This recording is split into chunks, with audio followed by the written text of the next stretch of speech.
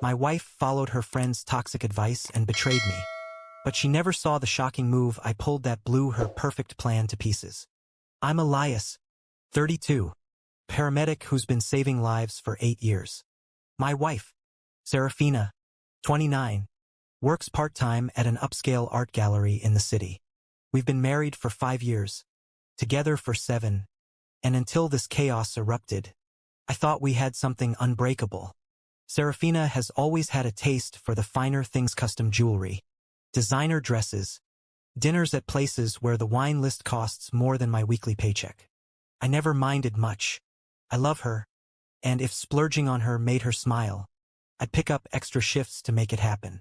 I'm no millionaire, but we managed to live comfortably, or so I thought. Then her college friend, Valentina, rolled into town from Miami for a long weekend. Valentina's the kind of person who radiates Instagram influencer vibes, constantly preaching about living your truth and never settling. I've never liked her much.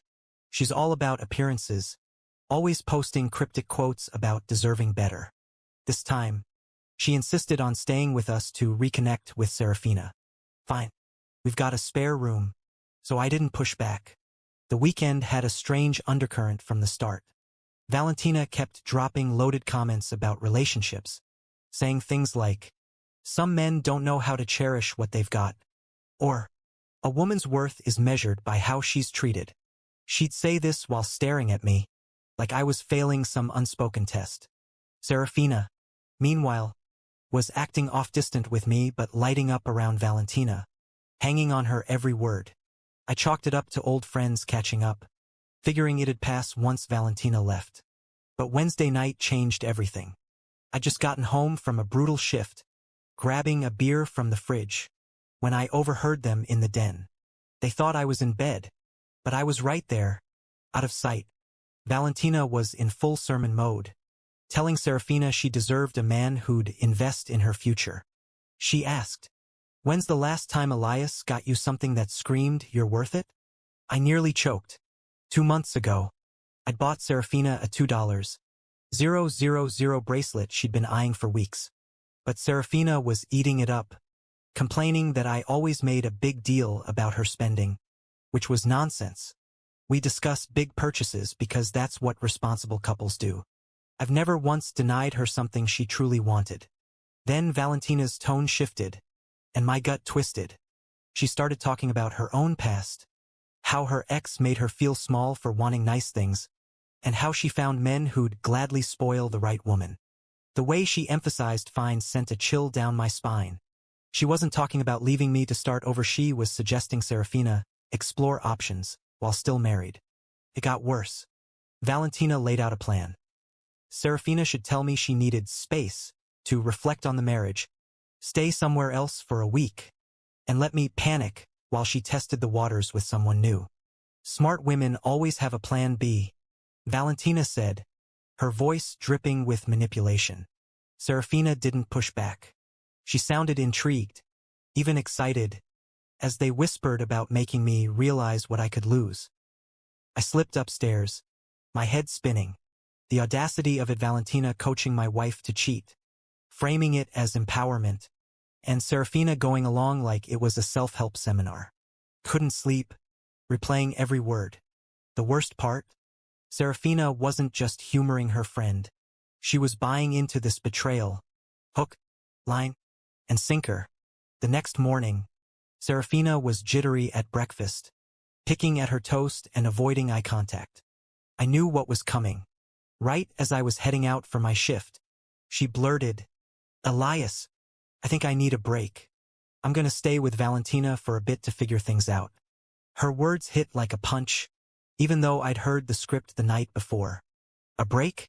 I asked, keeping my voice steady. "What's that mean?" "I just need space to think about us, about what I want," she mumbled, staring at her coffee mug. "Valentina's been helping me see that maybe I've been settling." That word, settling, straight from Valentina's playbook. Settling for what? A husband who works 60-hour weeks to buy her everything she asks for? I wanted to call her out, but instead, I said, "Fine, do what you need to do." Her face fell, like she'd expected me to beg. When I didn't, she looked almost disappointed. By evening, she'd packed a bag and left with Valentina.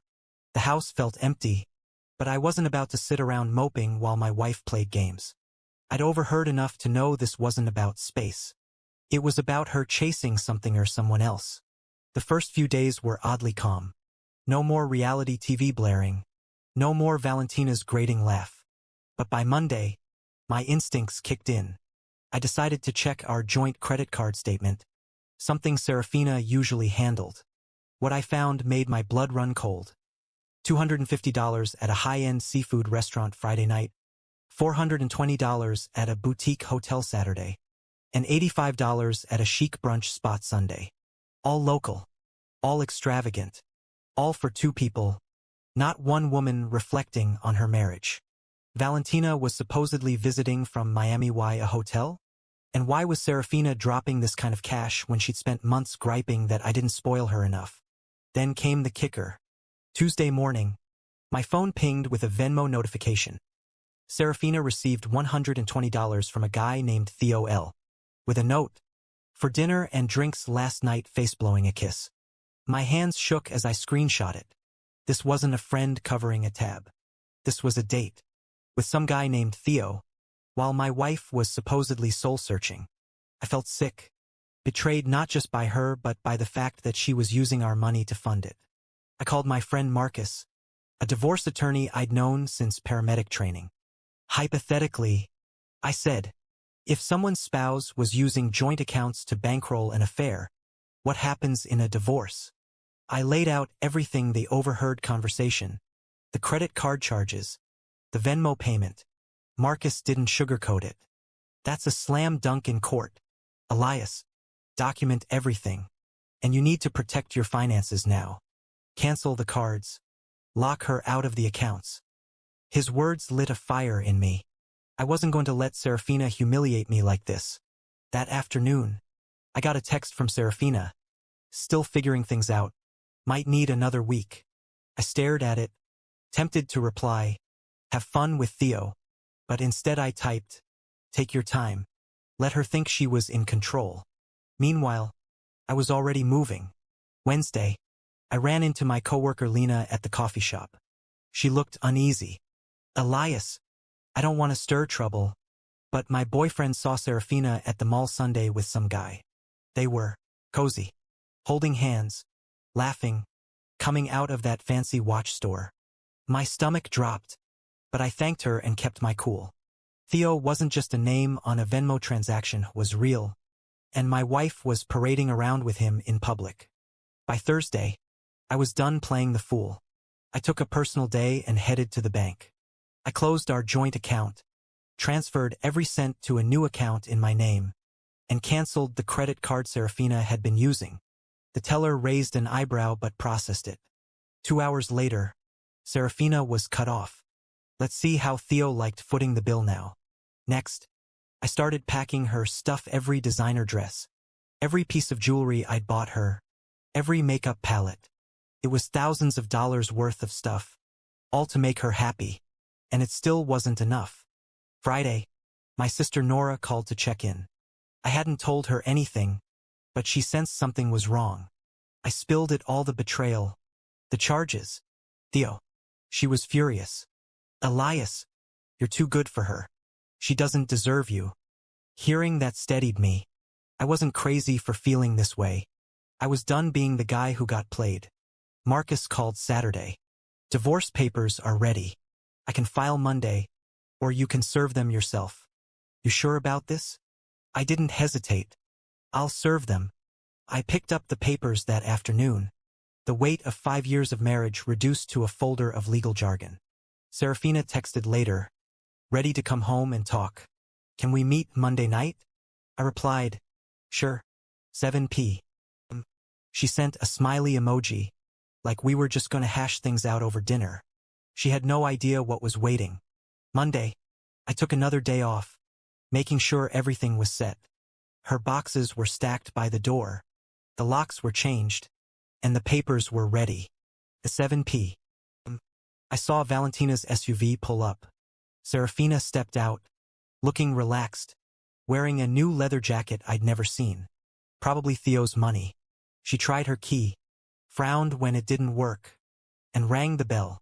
I opened the door, stone-faced, and stepped aside. Her eyes widened when she saw the boxes. "Elias, what's this?"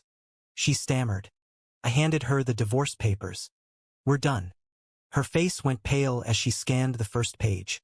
She tried to play it off, insisting she'd just been staying with Valentina to think. I cut her off. "Don't lie, Serafina. I know about Theo. The hotel charges, the Venmo payments, Lena's boyfriend seeing you two at the mall." Her legs buckled, and she sank onto the couch, papers spilling to the floor. The excuses came fast. "It was Valentina's idea. She said it'd make you fight for me. Theo, he was just different. Elias, he didn't make me feel guilty for wanting nice things." I almost laughed. "So, you spent our money on him because I wasn't enough? Nice try." She switched to begging, tears streaming. "It was a mistake. I love you. We can fix this." But all I could see was her laughing with Theo, spending my money while I sat home, gutted. When I told her I'd canceled the cards and closed the account, her jaw dropped. "You can't do that. I'm your wife." "Not anymore," I said. "Call Theo. He's so great. He can take care of you." She kept pleading, but I was done. "Your stuff's packed. The papers are signed. Get out." She sat there, stunned, as reality hit. She'd gambled our marriage on a fling and lost. I walked her to the door, ignoring her sobs. She tried one last time, banging on the locked door, but I turned up the music and let her go. Valentina's SUV peeled out, and the house fell silent. It wasn't the relief I'd expected, just an empty quiet, like the aftermath of a storm. The calls started that night. Serafina's mom, with her fake soothing voice, tried to guilt me. "Elias, honey, you're overreacting. Marriage is about forgiveness." I shut her down. She cheated. That's not a mistake. It's a choice. Her dad was next, gruff but clueless. "You don't throw away 5 years over one slip-up." Her sister chimed in, calling me too harsh. None of them got it. This wasn't a slip-up, it was a calculated betrayal. My family was different. My dad called, voice steady. "You did the right thing, son. She didn't deserve you."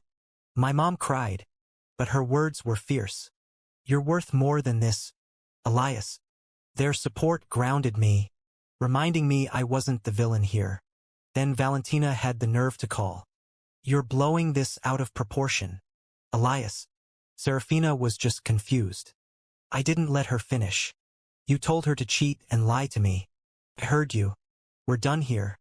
I hung up, her voice still ringing in my ears. Days later, I started rebuilding. I listed the house for sale. Too many memories. I threw myself into work, picking up extra shifts to clear my head. I even started boxing again, something I'd loved before marriage took over. One night, Lena invited me to a group hangout with some coworkers. I went, expecting to just sip a beer and leave, but I ended up laughing for the first time in weeks, talking with a nurse named Clara who had a sharp wit and no pretensions. It wasn't a date, but it was a starter reminder that life went on. Serafina tried texting a few times, apologizing, begging to talk. I blocked her number. She'd made her choice, and I'd made mine. The divorce went through smoothly, thanks to Marcus and the mountain of evidence. I kept the new account, sold the house, and moved into a smaller place closer to the station. Simple, but it's mine. Looking back, I don't regret a thing. Serafina thought she could have it as a fallback while she chased a fantasy. But I'm not a backup plan. I'm Elias, a guy who knows his worth and won't settle for less than he deserves. The road ahead is wide open, and for the first time in years, I'm excited to see where it leads. See where it leads. See where